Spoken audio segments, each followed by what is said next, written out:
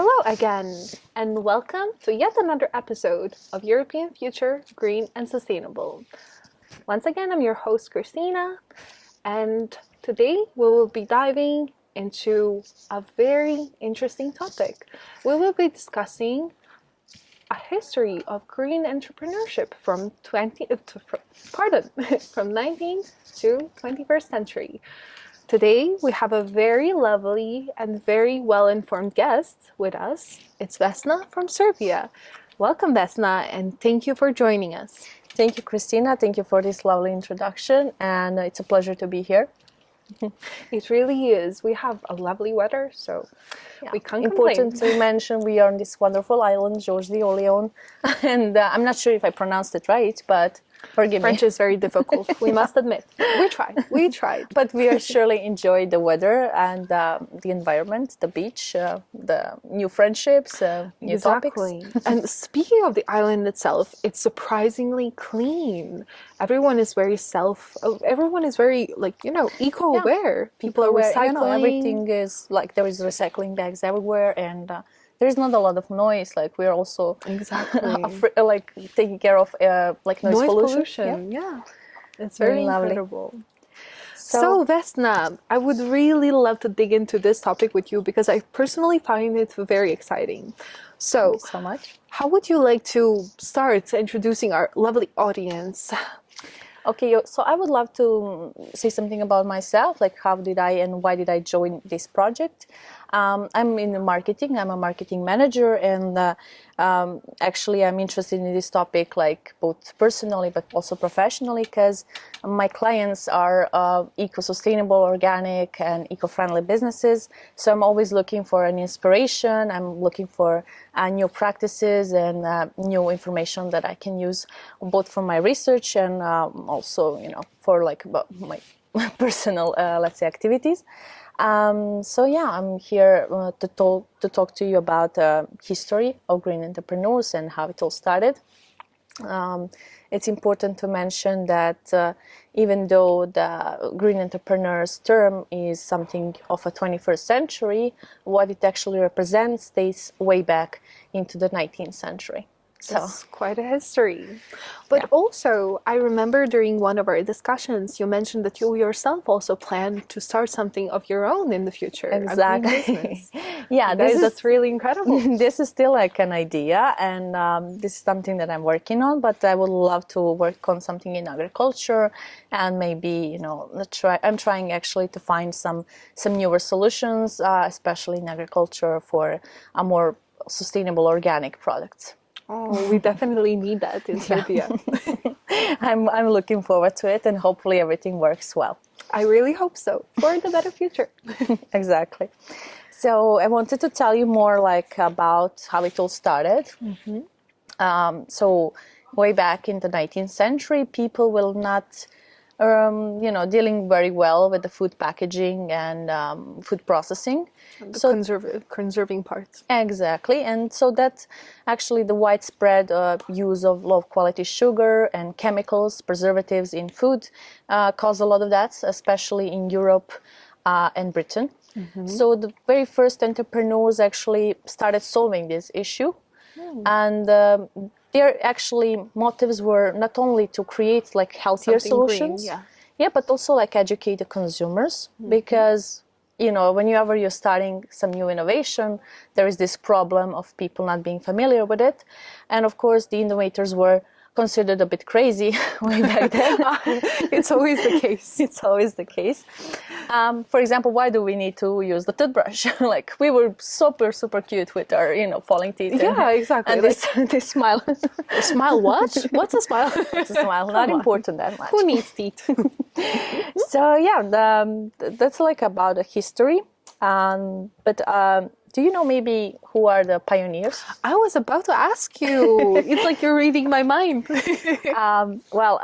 Interestingly enough, maybe you're familiar with Sylvester Graham. Sylvester Graham is actually the founder of the healthy modern American breakfast and what we know today as cereals. But also he's started this vegetarian movement, and the way he did it is through starting some foundations in New York, like institutions for vegans and vegetarians. Oh, very significant. Exactly. So another person that I think it's significant to mention is the Benedict Lust. So he played a huge role in transferring natural healing into from Germany to USA. And interesting to mention, he was also suffering from tuberculosis, and he was able to actually heal himself through this natural medicine and natural ways. So he was bringing this like new medicine and new treatments to USA, and he also brought some Indian culture, like Ayurvedic medicine and yoga. Oh yeah, of course. So thanks to him, we are, yoga is widespread, and especially Ayurvedic medicine and practices. And another person is Bernard McFadden. It's like the beginning of health and medicine, but also like fitness industry in USA. He started these magazines that were called Physical Culture and that were sold worldwide, more than 7 million copies. And I'm sure there is more. So if you guys want to read, there is Jeffrey Jones' book, and that actually is called Profits and Sustainability: A History of Green Entrepreneurship, 2017. And over there you can read much more about the earliest ways of green businesses. Pioneers. Wow, we have a lot to thank them for. Come on, guys, oatmeal. Yeah, it's interesting because it sounds like it all started like 20 or 30 years ago, but actually when you look at it, there is like 200 or 300 years of evolution. That's insane. Now I really, really wonder how they used to make oatmeal back in the days. Exactly. Maybe we can steal some recipes. Exactly. That would be nice. Yeah, indeed. Yeah. So nowadays, let's go back to this present moment. How do you think that the businesses are responding to the global need for sustainability and ecology? That's a good question. I guess it's like a mixed answer. Well, I think that it's way better situation today than like 30 years ago. I see that many businesses are now switching to more sustainable energy sources. They're switching to more sustainable products, and they're including many eco-friendly practices in their businesses. Still, maybe that's not on a high level as we wanted, but it's much better, and we're seeing awareness of eco-friendly materials everywhere, especially in the business where I am. Yeah, I would say the same. Simeon was actually one of the guests in the previous podcasts, and he mentioned that he read some statistics about like the number of people buying bio products has significantly increased during the past 30 years, so which are incredible news. Yeah, so of course, because there is also research saying that I think a percentage of consumers that are ready to buy even more like organic products has risen, and that's significantly important because usually those products are more expensive. Yeah, and that's what we were also discussing. Sometimes it's not really about that people are unwilling to buy them, it's about the price. Exactly. So we are more like profit driven than values driven, unfortunately. Mostly the companies are still profit driven, but we are seeing more and more like these social institutions and social businesses and green entrepreneurs, which are more like driven by something else and not only profits. Hopefully it stays that way and grows. Hopefully so. But since we're on the topic of buying bio products, do you buy or do you know anyone who is buying them? Do you prefer buying bio products and paying a higher price? Or do you buy regular products and mostly worry about the budget parts? Yeah, good question. Like I try to be as eco-friendly as possible. Sometimes that has limitations. Like I try to lower the usage of plastic. I try to use more eco-friendly cosmetics. Also to buy in secondhand shops that use much fast fashion products.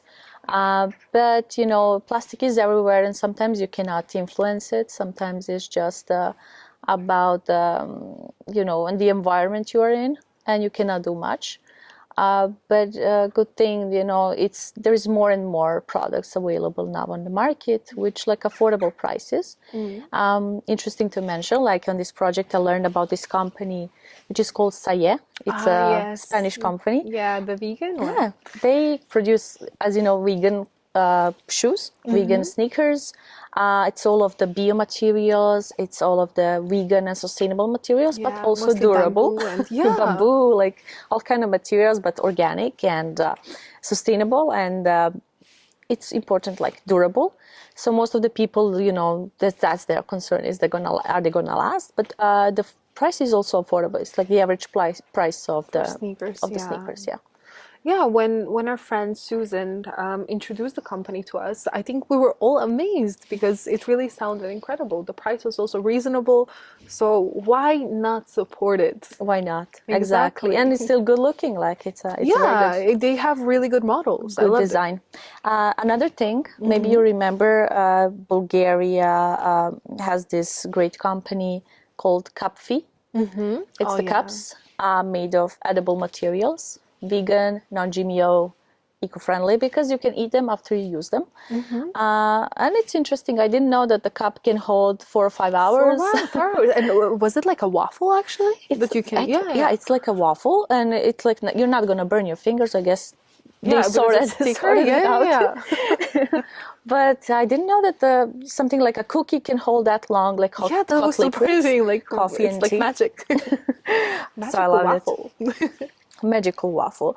And yeah, there is also this startup called Oli.